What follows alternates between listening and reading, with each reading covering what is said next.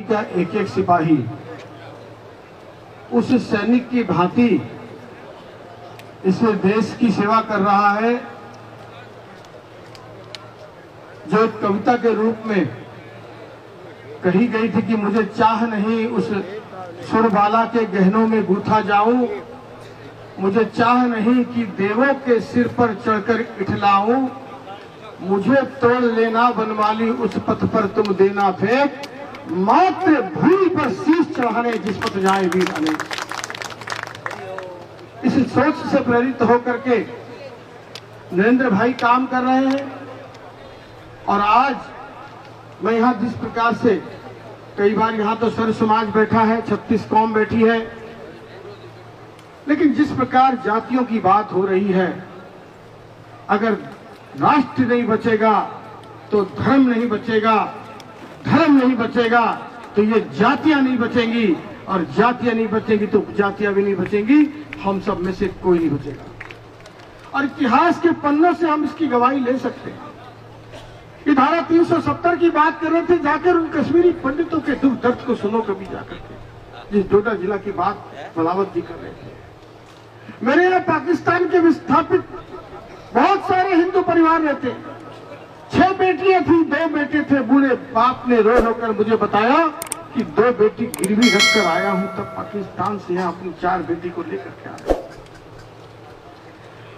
हम क्या करना चाह रहे हैं?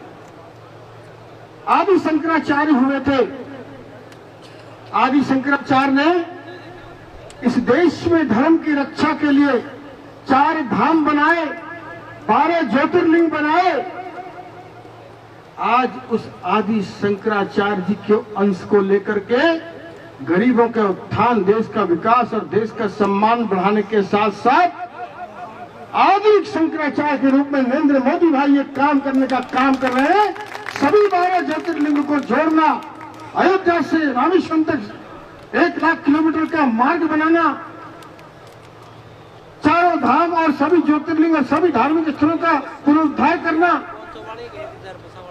हमें उसको ताकत देनी चाहिए। मैं तो सांचौर वालों के लिए लाल किले के प्राचीर से मोदी जी की वो 2 लाइन जरूर कहना चाहूंगा। यही समय है, सही समय है, सांचौर का यह अनमोल समय है। कुछ ऐसा नहीं जो कर न सको, कुछ ऐसा नहीं जो पा न सको। तुम उठ जाओ, तुम जुट जाओ, सामर्थ्य के अपने पहचानो, जाकर उनको मना लो। तुम उठ जाओ, यही समय है, सही समय है, सांचौर का अनमोल समय है। मेरे दोस्तों, मेरे बड़ों, मेरे बुजुर्गों, ये नेता जो नेता बनते हैं उसको नेता बनाता कौन है? ये 36 कौम के लोग, ये सब समाज के लोग अगर उनके साथ खड़े होते हैं तो वो नेता है, और ये समाज जिसके साथ खड़े हो जाए वही नेता है, यही नेता बनाते हैं। हम किसी व्यक्ति के पीछे नहीं जा सकते। कोई भी नेता समाज के पीछे, समाज के साथ खड़ा होगा तभी वो नेता है जिसको समाज आशीर्वाद दे। ये समय है। अभी इन्होंने गिलहरी की बात की, बालावत जी आपने, उस गिलहरी की बात में एक लाइन और जोड़ देता हूं कि वो जो नल्ली गिलहरी जब बार बार पीठ पर डाल रही थी ना, उस समय हनुमान जी महाराज ने पूछा तुम कुचल जाओगी, क्या फर्क पड़ता है? तब नन्ही गिलहरी ने क्या कहा था, ये जवाब बलावत जी ने नहीं बताया, मैं बता देता हूं। नन्ही गिलहरी ने कहा था कि राम रावण के युद्ध में यह धर्म अधर्म का युद्ध है। इतिहास के पन्नों पर जब भी इस युद्ध का जिक्र होगा तो मैं नन्ही गिलहरी अपना नाम तटस्थ होकर नहीं लिखवा सकती। धर्म अधर्म के युद्ध में धर्म के साथ में खड़ी थी, चाहे 4 कण बालू के डाले, लेकिन मैं धर्म के साथ खड़ी थी। इतिहास के पन्नों में यह नाम लिखाना चाहती हूँ। हमें तटस्थ नहीं रहना है। हमें उसी गिलहरी से सीख करके रामधारी सिंह दिनकर जी ने भी कहा था, समर शेष है पाप का भागी नहीं केवल भाग्य, और समय लिखेगा इतिहास पर उस पाप को भी जो तटस्थ रहेगा। हमें तटस्थ नहीं रहना है। सब लोगों ने यहाँ आग्रह किया है। और एक बात की तो मैं पुष्टि कहता हूं जो श्रवण जी ने कहा, जो देवजी भाई ने कहा, जब यहां पर इस जालौर जिले का हम रायशुमारी करने आए थे तो अजमेर के सांसद भगीरथ जी और मैं दोनों ही आए थे और वतन रिजॉर्ट जालौर में है। रात्रि को 3 बजे तक हमने रायशुमारी की। देवजी भाई जी को हमने बुलाया था, मैं और सांसद भागीरथ जी बैठे थे। हमने कहा सांचौर से किसको टिकट देना है। मैं प्रभु को हाजिर नाजिर जान के बोल रहा हूं। मैंने देवजी भाई से कहा भाई साहब किसको टिकट देना है। इन्होंने कहा जीवा राम जी, दारा राम जी 2 प्रबल दावेदार हैं, आप जिनको भी टिकट दे दो मैं जिताकर लाऊंगा, पूरी ताकत के साथ जिताकर लाऊंगा। हमने इनसे बहुत बार पूछा, भागीरथ जी ने भी बहुत जवाब दिया इनको कि आप सांसद हो, आपकी गृह सीट है, आप ये बताओ इसमें से नंबर 1 नंबर 2 कौन रहेगा। बहुत दबाव देने के बाद भी ये बोले कि नहीं मेरे लिए तो दोनों बराबर हैं।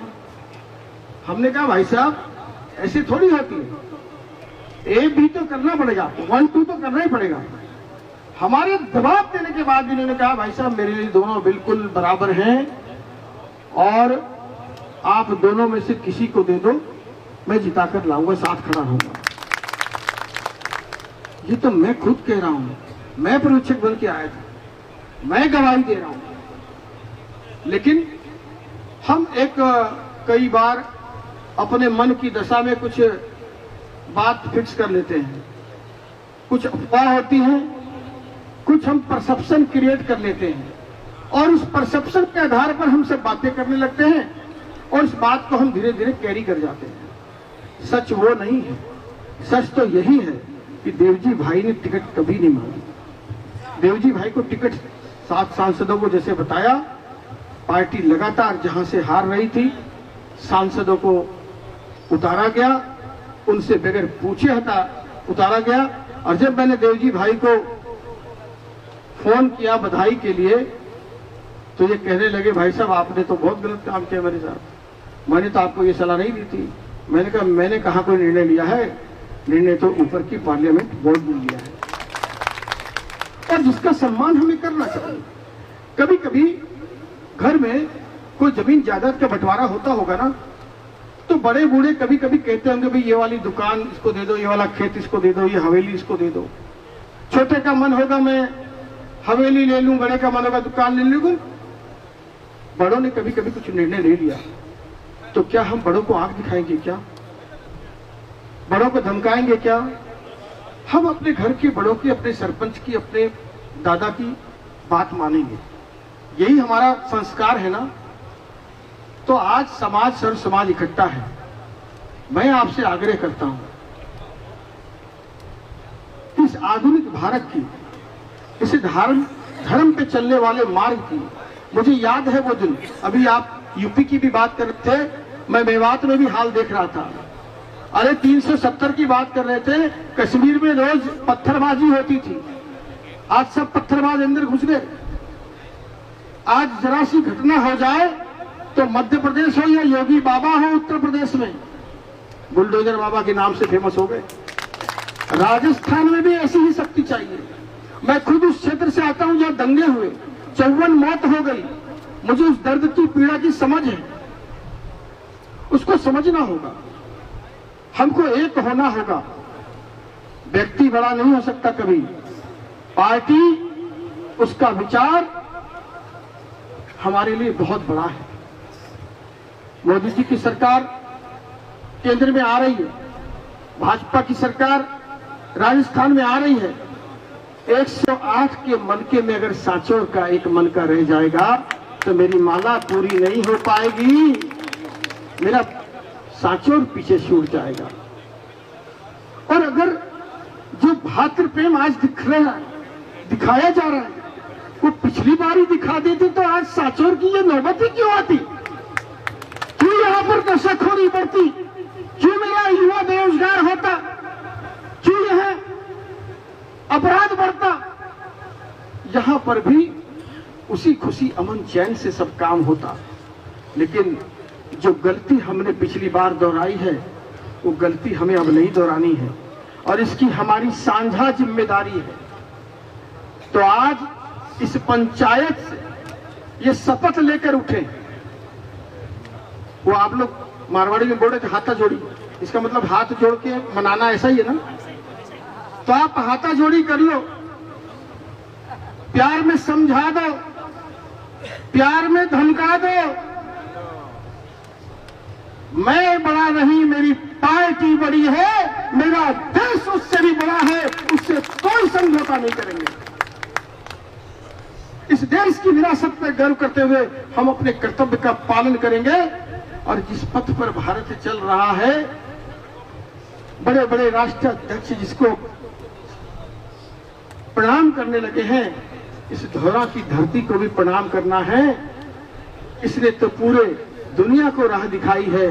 आज सांचौर जिसके बारे में चर्चा हो रही है, वो सांचौर यहां से शपथ लेकर जाए, ये समाज शपथ लेकर जाए कि हम उनको मना लेंगे, मना कर ही मानेंगे। सांचौर ने अब खाना है, कमल का फूल ही खिलाना है, ये बात पूरे सांचौर में चली जाए। आज मैं तो इतना ही कह सकता हूं, झोली फैलाकर दिल्ली से आया हूं, आपसे भीख मांग सकता हूं। मैं आज अपनी पार्टी के लिए और देवजी भाई के लिए भीख मांग कर जा रहा हूं। भिक्षाम देही, भिक्षाम देही, भिक्षाम देही। भिक्षा में मुझे अपना यह समय और श्रम दे करके उनको बनाइए। सब लोग एक साथ चलिए और सांचौर को दुष्टों से मुक्ति दिलाइए और कमल के फूल को खिलाकर भारतीय जनता पार्टी के साथ इस प्रदेश का और देश का साथ दीजिए। बहुत बहुत धन्यवाद। बहुत बहुत धन्यवाद।